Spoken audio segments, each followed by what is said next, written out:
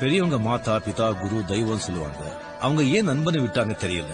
என்ன பொறுத்த வரைக்கும் மாதா பிதா குரு நல்ல நண்பன், அதுக்கப்புறம் தான் தெய்வம்.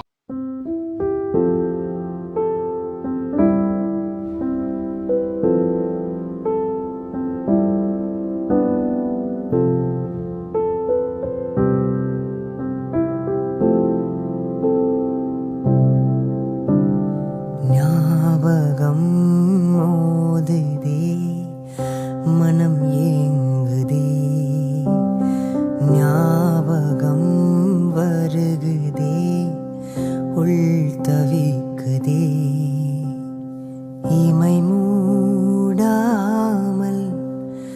நான் துடித்தேனே. ஞாபகம் மோதுதே, மனம் ஏங்குதே,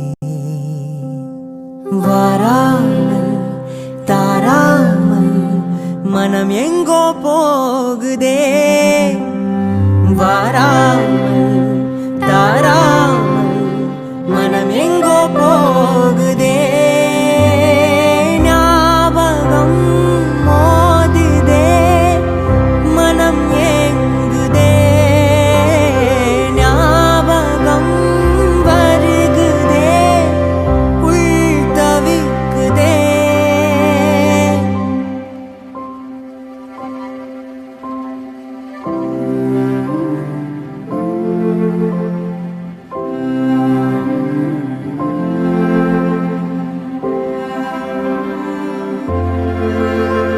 அதே ஞாபகம், அதே சௌரபம் மீண்டும் வேண்டுமே. அதே ஞாபகம், அதே சௌரபம் மீண்டும் வேண்டுமே. ஒரு முறை என் பிழை மறந்து நீ வந்திடு, உனை பிரிந்தேங்கிறேன் வந்திடு. ஒரு முறை என் பிழை மறந்து நீ வந்திடு, இன்று நான் கேட்கிறேன் வந்திடு. ஞாபகம் மோதுதே, மனம் ஏங்குதே, ஞாபகம் வருகுதே, உள் தவிக்குதே.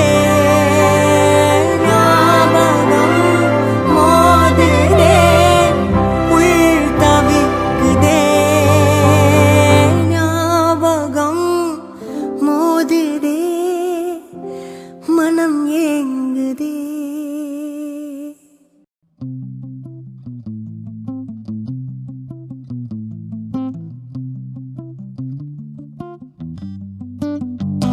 கல்லூரி நாட்களில நாங்க காலேஜ் போகையில வட்டி தொட்டி எல்லாம் வட்டி போட்டுடும், ஓட்டி கடை போதவில்லை. சிட்டிக்குள்ள செட்டும் இல்ல எங்கள போல, நட்புக்குள்ள பிரச்சனை தான் வந்ததே இல்ல.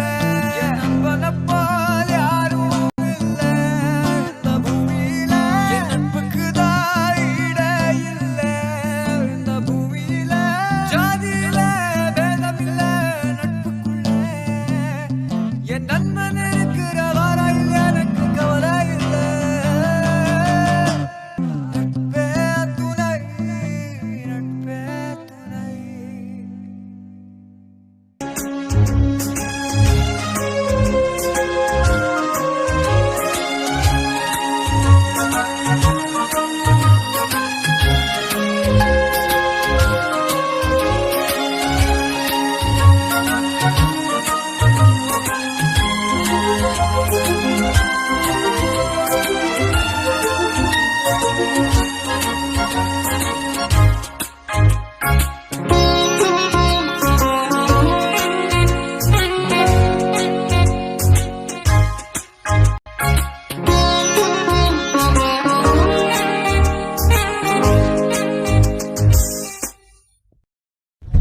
ரஹ்மான் கிட்ட அவங்க அப்பா போய் நீ பெரிய பேட்ஸ்மேன் ஆகணும்னு சொல்லியிருந்தாலோ இல்ல சச்சின் டெண்டுல்கர் கிட்ட அவங்க அப்பா போய் மியூசிக் டைரக்டர் ஆகணும்னு சொல்லியிருந்தாலோ என்ன இருக்கும் யோசிச்சு. மொத்தத்துல பாரி எளிமையா சொல்ல வர்றது என்னன்னா, வெற்றிக்கு பின்னாடி போவாத, உனக்கு பிடிச்ச துறையை தேர்ந்தெடுத்துக்கோ, அதுல உன் திறமையை வளர்த்துக்கோ, கடுமையா உழைச்சிக்கிட்டே இரு, வெற்றி ஆட்டோமேட்டிக்கா உன் பின்னாடி வரும்.